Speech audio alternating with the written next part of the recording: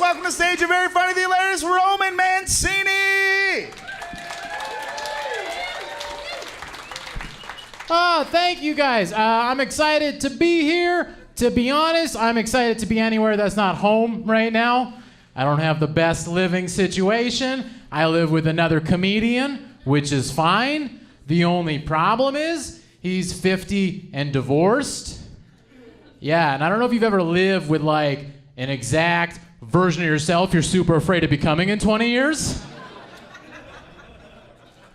For the most part, fairly regular. Regular roommate stuff, like every month I have to send him an e-transfer for the internet bill. I always use the same secret question. It's always, hey, where do you think it all went wrong?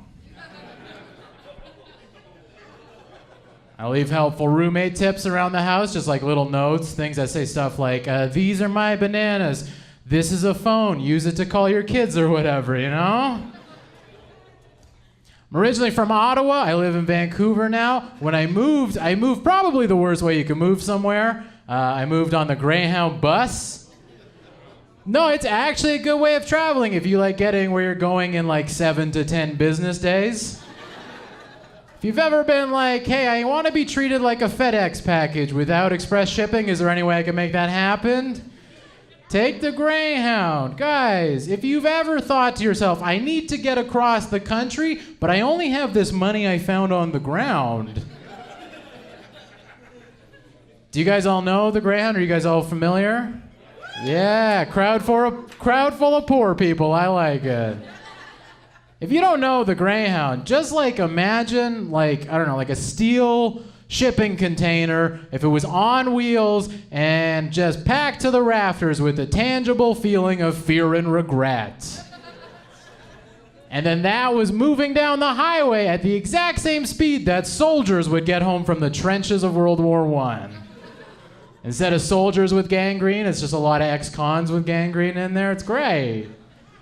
But it's cool because I got to see a lot of the country, and I found this out. Do you guys know 90% of Canada is actually just cigarettes and Tim Hortons? That's it.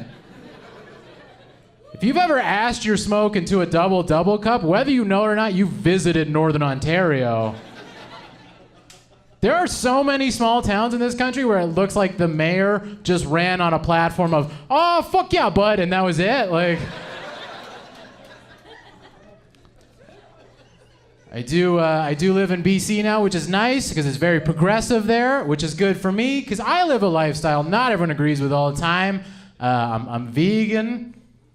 Cool. Usually like a huge round of applause or like a beach ball or something. No, that's never happened once. No one is ever excited for that. I'll go to vegan restaurants and be like, hey, just to be sure everything on the menu is vegan, right? And they're like, hey man, shut the fuck up. Don't use that word. We're trying to convince regular people this is a cool Thai restaurant. You're blowing our cover. You guys all know what vegan is, right? You guys are all aware? Yeah? If you don't know, it's like an ethical lifestyle where strangers approach you on the street and very aggressively call you a pussy to your face. There are other things involved, but honestly, that's 75% of it. If you want to go vegan, it's super simple. Just think less cheese, more arguments with your grandparents at Christmas dinner. Oh, you don't eat meat? You're a fucking pussy. Grandma, it's Jesus' birthday. Take it down a notch. I like doing it, but I do get into a lot of arguments about it. Like, I've had more than one person approach me and go, hey, you're vegan? Well, don't you know Hitler was a vegetarian? To which I always say, honestly, that's not the worst thing about him. Yeah, scroll down the Wikipedia page, figure out why this guy's popular. It's gonna fucking blow your mind if you're mad about this.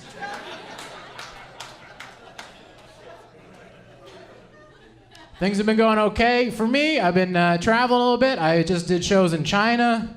If you've never been to China, it's very weird right now because they have like a lot of money and they don't know what to do with it. They're kind of like a rapper that just signed their first big contract. So you walk down the street and there's like stores that are just 6 floors of Gucci. And you're like, I just came here to get noodles. This was a lot more than I was expecting. And that's not me making fun of China by any means. Like, I'm from North America. I get that we're like a rapper that had money and now owes it all to the government in back taxes, you know? China's basically like Drake was like 7 or 8 years ago, and North America is like DMX is like right now. It was weird. I was going to leave the country, and I got pulled out of exit customs by 2 Chinese cops. And if you've never seen Asian police officers, statistically cutest cops you'll ever see. It's not scary when you're being approached by 2 14-year-old computer nerds. You're like, I've seen Rambo. I could fight both of them. This ends well for me. And then they took me into a back room where it was just these 2 cops, me and a very surly border guard who kept looking at my passport, and then she'd look up at me, and then look back at my passport, and then look up at me. And eventually I just got so freaked out, I just want to get out of there. I'm just going to prove I'm Canadian. I'm going to say the most Canadian small town mayor thing I could think of. I just said, oh, fuck yeah, bud, and then I left. You guys have been a ton of fun. Thank you so much, guys. Roman Mancini, ladies and gentlemen, keep it going for Roman!